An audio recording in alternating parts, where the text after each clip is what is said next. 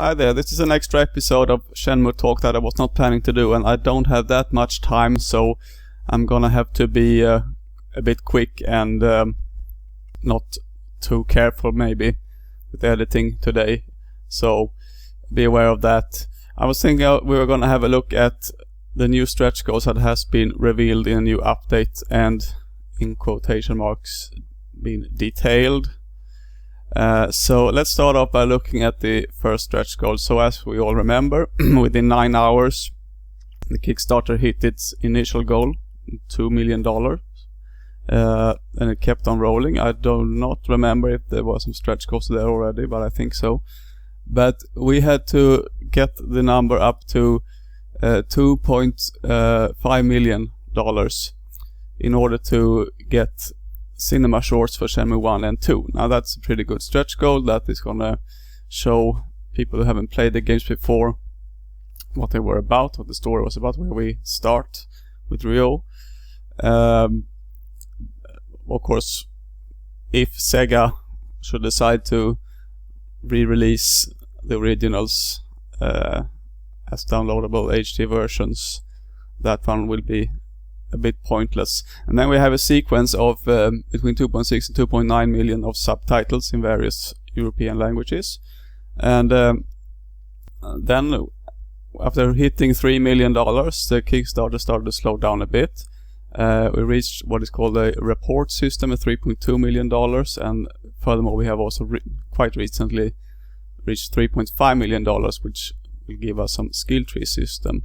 None of these have been very extensively described in what they are about so far, but the report system basically is going to be about building relations between Ryo and Shenhua, as I understand it. And then in the Kickstarter trailer already it was mentioned that will be 3 villages, and depending on how good of an experience we wanted, we're gonna have to hit higher and higher stretch goals. So at 4 million, which we are on the way to now, although still quite far away, more than 300,000 away from it, we're going to get the Baisha village expanded. And it's explained in the latest update that Baisha village is going to be somewhat central to the central hub of Shenmue 3, so it's good that these Baisha village stretch goals are coming now. And also recall from the Reddit with the Reddit AMA that Yu Suzuki did, that at $5 million he will be able to add some cool things to the game. So at $5 million, if you look at this set of stretch goals, there's 5 of them of Baisha Village expanded. The last one at $5 million is containing something called a character perspective system. I'm not sure if he has detailed that any further yet. But is supposedly the thing that he will think is cool to add to Shenmue 3. At 5.1 million we have another subtitle stretch goals, Portuguese, and then a huge gap, 900,000 up to 6 million, and now all of a sudden the battle system will start to be expanded. It will be advanced free battles. So free battles are they were present in the last 2 Shenmues as well as a fighting mode resembling Virtua Fighter, which was very cool. My favorite game mechanics in the Shenmue games, I think. But here we've started running into problem, and it's a problem I mentioned in my last episode 2 video, where I spoke about how the campaign needs to step up. When there's a gap of 900,000, yes, if it occurs on the very last days, and we have one of those booms that is not for sure we're gonna have, but one of those booms that really pulls in a lot of cash in the last days, then that might happen. But I mean, suppose we hit 5 million on the second last day. I mean, good case scenario now I'm talking about. Then doing another 1 or even 2 million, that's gonna give us 1 to 2 more stretch goals, and it just doesn't carry as much momentum, I feel. Although I really want this battle system to be expanded, we look only at 6.5 million, another 500,000 ragdoll reaction. I mean, also with these gaps, now we're starting to talk about very big money.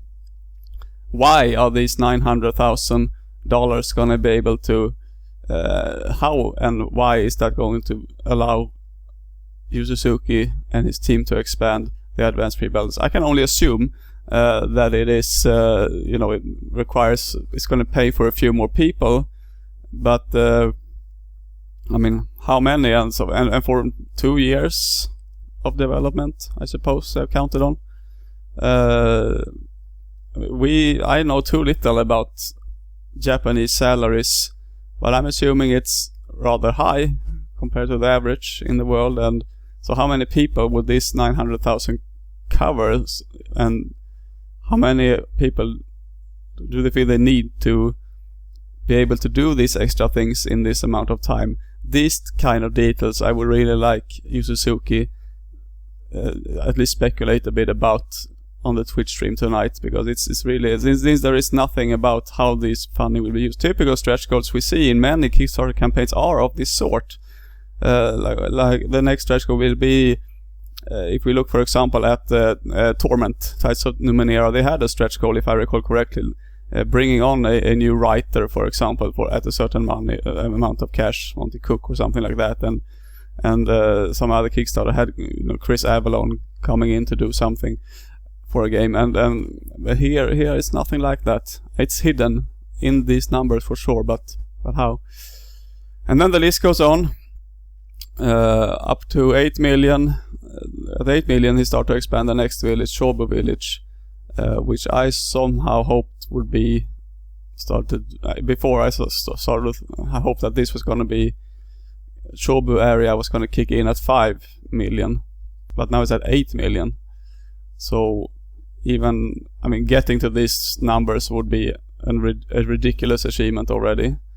I mean, I of course I dream and hope for it, but it well, if I say it nicely, it feels very unlikely. So the Shobu area will be expanded over 5 additional stretch goals.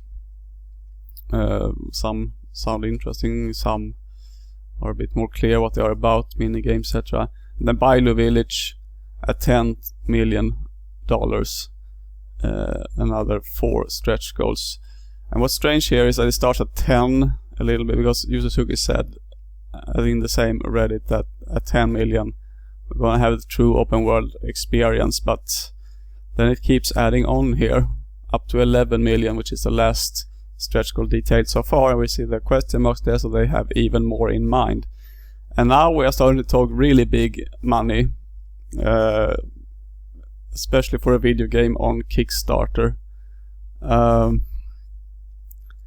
I mean, now we are on the fringe of AAA game development costs, and that's typically not what we have not seen a game really succeed with that on Kickstarter.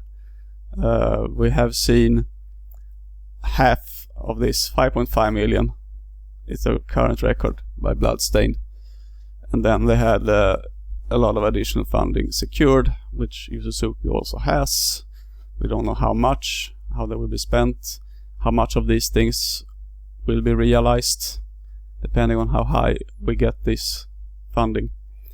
So yeah, I wanted to get these thoughts out a bit before the Twitch stream. I mentioned it already, now it's here on the link will come during the day, I think. Twitch session with Yu Suzuki, where he will talk about all these and other things. 3 a.m. Central European time on Twitch. Yeah, like I said, the problem, if we look here at what he said in these videos, it's still way too vague. It's nice that they do a new video, but all the content in the video, it resembles way too much how games were made in the past and advertised in the past, when it was enough to say almost nothing to get people involved. This is Kickstarter. This is a new phenomenon in the way that projects descriptions tend to be much more explanatory. There is much more disclosure, because suppose now what people are suggesting here, let's talk a bit about this as well, to adding a PayPal funding option at the end of the Kickstarter, so that people can move on, can keep on pledging.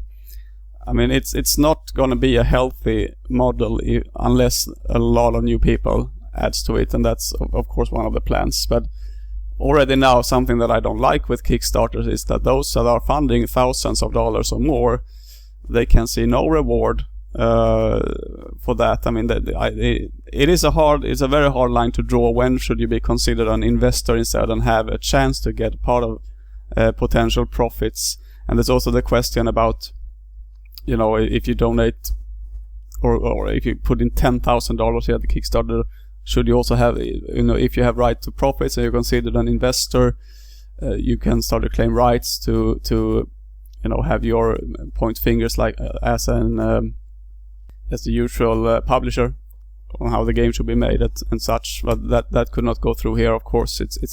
That's what's simplifying with Kickstarter a bit, having this model. But I really don't like. I mean, what if? I mean, it's not going to happen here. But just to recall, the worst case scenario that I've seen is Oculus Rift, right? Funded by tons of people. I'm not sure how it went out actually, but when that is sold for billions to Facebook and people have already put in tons of money to have the product half developed or half ready, I feel that is like that is the worst side of Kickstarter. I feel, especially if there are some people who have really put in a lot of money, and then other people using that other people's money are able to succeed in developing something really great and make billions without having to take much of the risks.